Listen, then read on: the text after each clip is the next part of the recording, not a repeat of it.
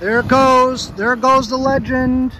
Finally sold it to a couple of cops. Going to the boogie down Bronx.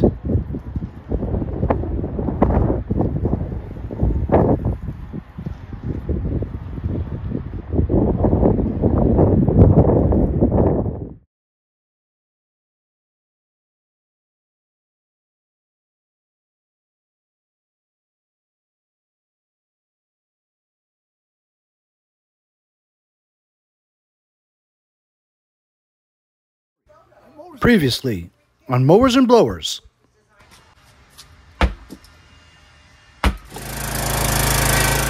Today we're going to put on, all you need is a flat and a the washer off is the rim.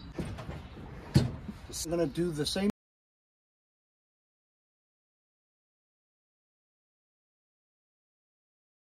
Changed. Now hey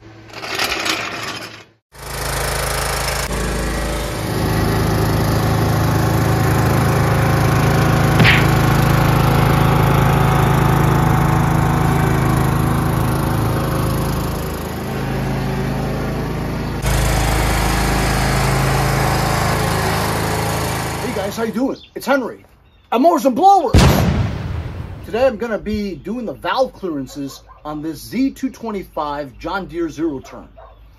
Finally got the engine replaced on here because it had a blown engine when I first got it. And now it runs great. Even the welded deck works great too. Electric clutch and everything, all works. However, sometimes when the engine's running, it kind of pops a little. Usually that's the valve clearances or you got water in the tank.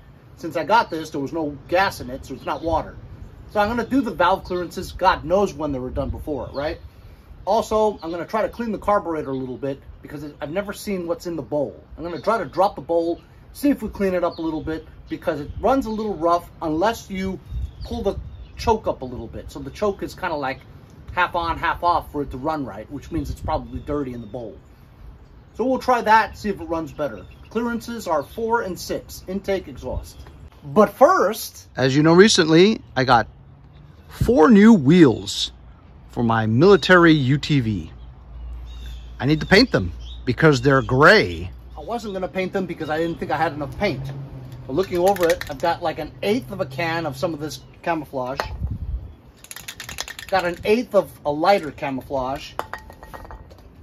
And I've got almost 3/4 of a can of this gold. Just going to do a light coat just so it's not gray. Just so it sort of blends with this taupe color. While I'm doing that today, of course, I have to first put the business card thing through here so that you don't overspray onto the new tire. Right now, when I attach the rear part to the tractor, right, I put 2 bolts into the bracket, which means it doesn't give this a lot of flex. Because I have a much bigger tire in the front that it's designed for, it raises the front, pushing pressure down onto the ground on the rear one. The only wheels that drive are the center ones. So sometimes when you go over a bump or something like that, this thing spins freely because it's not touching the ground. This pressure is going down, that pressure is going down, this is kind of raised up. So what I'm going to do is, I'm going to take one of the bolts out of the bracket so that it flexes up and down as I go over bumps. I think that's going to be a better idea. This is not going to fly off anyway.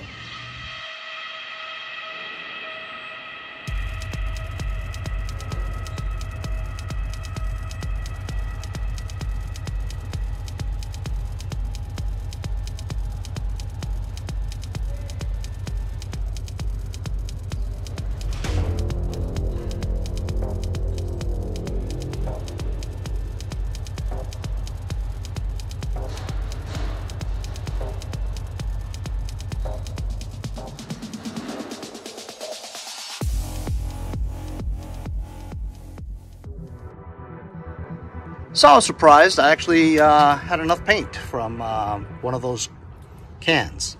The business card didn't really work so well because it had enough lip for me to just put tape around it. So that worked out. There's a little bit of overspray here, but you know, it's rubber, so it'll eventually wear out and come off by itself. pretty good. Just wanted the same color. So then I took those 2 bolts out of the bracket. So now there's only 1 bolt holding this side, 1 bolt holding that side. So the back part, the 5th and 6th wheel should flex up and down, which should not give me that problem with the drive transmission spinning. So now I'm going to work on the John Deere, do the valve clearances, and maybe clean the carburetor a little.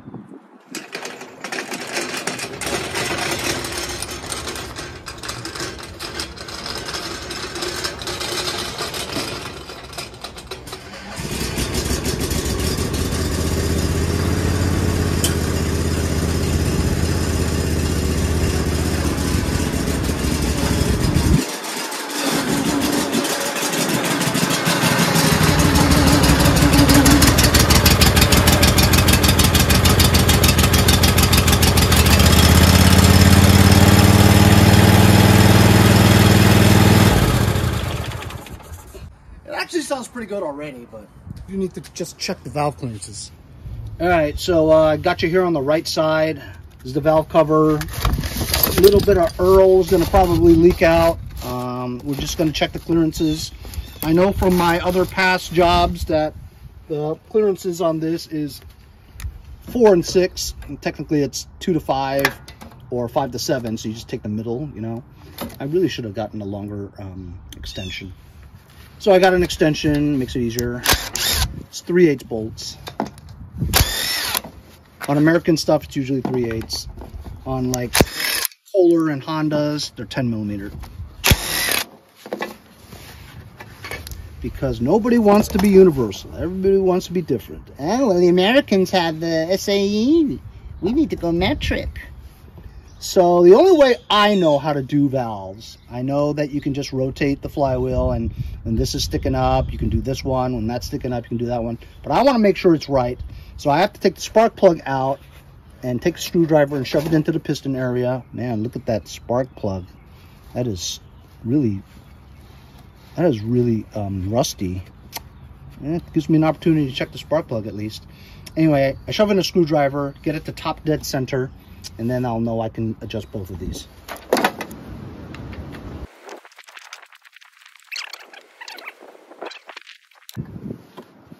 That's pretty foul. Look at the condition of that. I'm gonna change it. In the carburetor kit that my friends over at HIPA sent me, it came with 2 spark plugs, brand new, see? So I'm gonna replace them. They look exactly the same.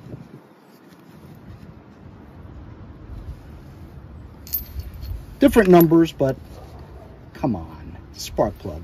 Let's not go crazy, okay? You stick a screwdriver in the head, rotate it down.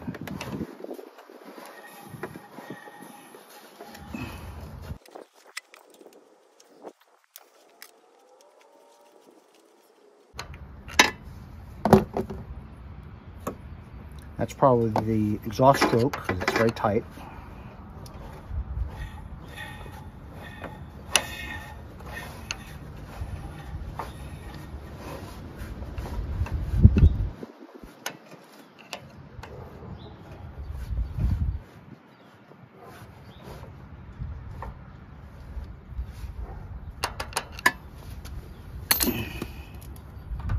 And that's compression.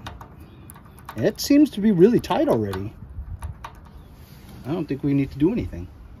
So it seems really tight already. Let me just check it. So 6 exhaust, 4 intake. Yeah, it could be a little. It's pretty good though. It's a little bit of a drag on the 6. I don't think I'm going to touch the exhaust. It could be a little tighter on the intake though. Right here.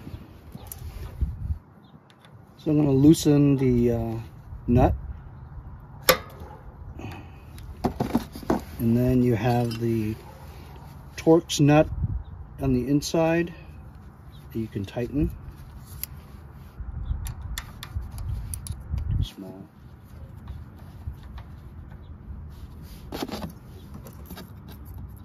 Tighten this. Loosen this some more.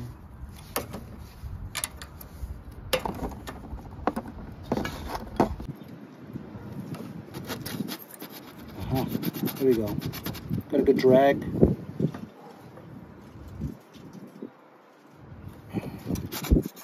Yeah, that's good. That's a good drag.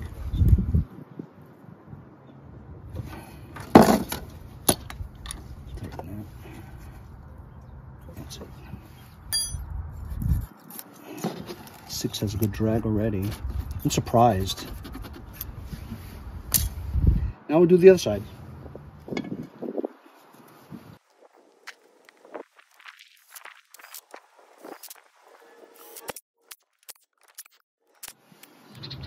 New spark plug.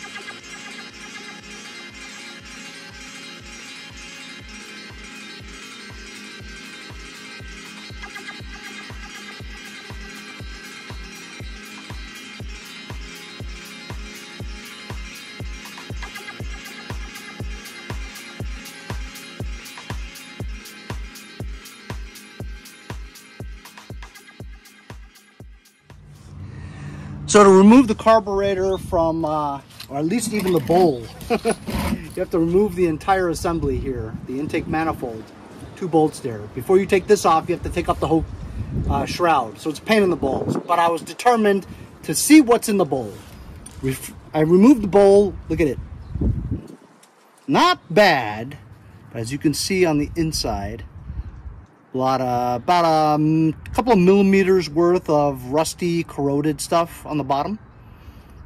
So stuff like that breaks down, whatever, and gets clogged, whatever. And so I'm going to clean that up. And I'd like to use the OEM one, so I'm going to put it back on again. The fuel solenoid here seems to work, and I haven't had any problems with it, so we'll keep it on there. I usually just cut it, but it seems to work. So because I cleaned the carb, my gasket came off the bowl and it swelled up and I cannot get it back into the groove. So also I stripped 2 bolts that were holding the bowl, kind of stripped.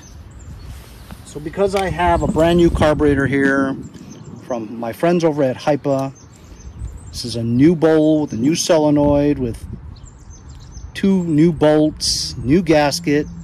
Everything else seems to run good. It's just the bowl was dirty. But for me to get it on there, I think I'm just going to steal this new bowl, new screws, new solenoid. And I'll try that. If not, I'll have to swap out the whole carburetor. But I think it'll do it.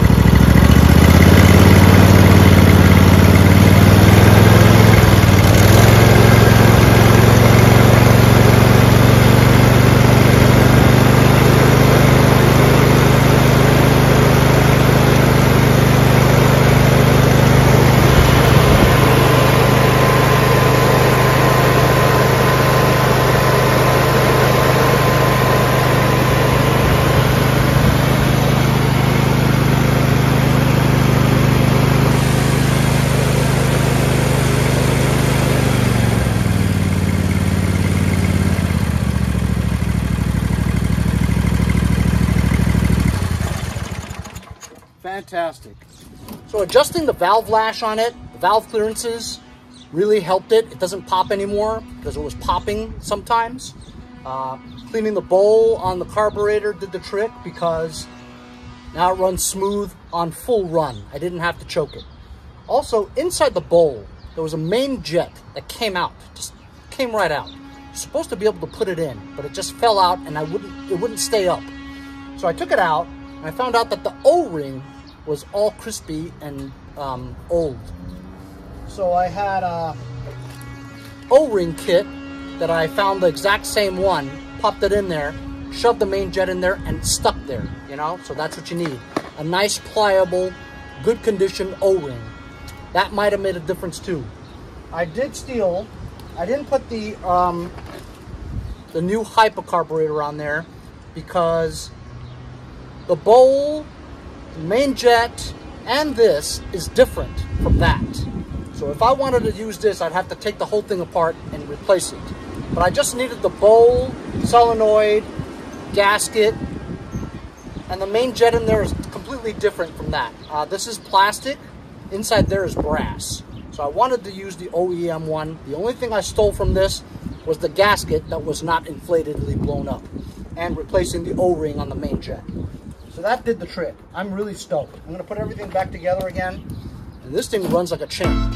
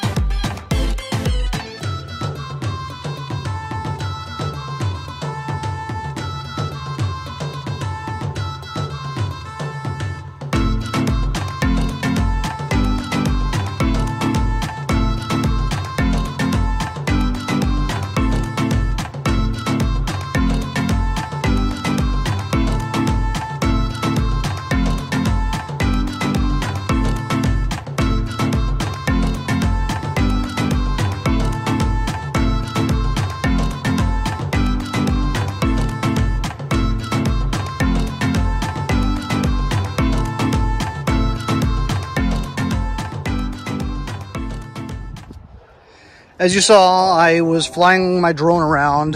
I wanted it to follow me, but it's pretty windy today.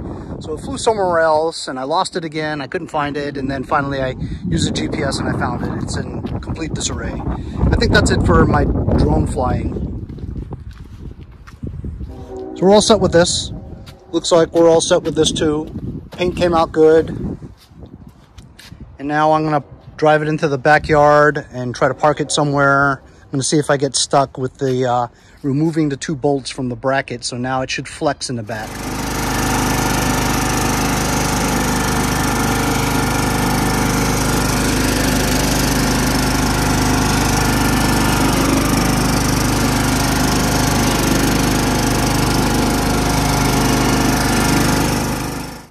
All I had to do was take out these 2 and it fit perfectly in here.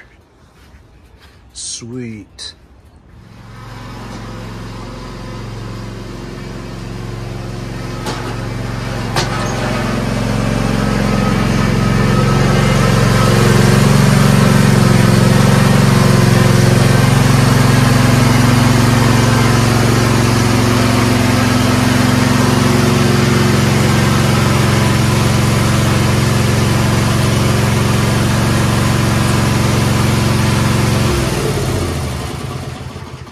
So I feel great. I feel like I accomplished it. Accomplished a lot of things because of the things that I think about at night.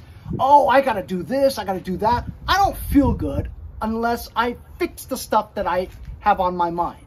So getting the engine to run as it does now was one of the biggest priorities, right? So cleaning up I know the way it sounds and stuff like that.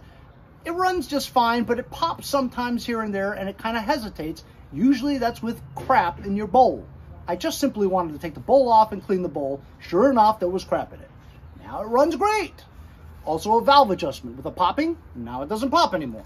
Also wanted to paint my new wheels that I got from VEVOR on the UTV military tractor beige, so it matches the whole way. Because it just bothered me when it's gray and the rest of it is FDE color. You know what I mean? So things like that bother me, and that's part of the OCD that I have. But today I feel great because I don't have any issues with the slipping of the wheels being in the air, spinning on that military tractor, and this thing works great. I did end up buying a long 5-foot choke cable so I can install it, which is why I didn't put the back grill on yet. But I still need a throttle, and I couldn't find anything. Everything was like $20, $30 or something like that. If any of you guys have a 5-foot long throttle cable, contribute to the channel.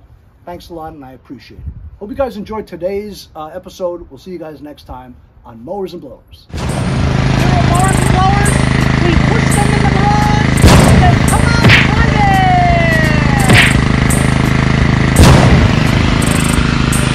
See you guys next time on Mowers and Blowers!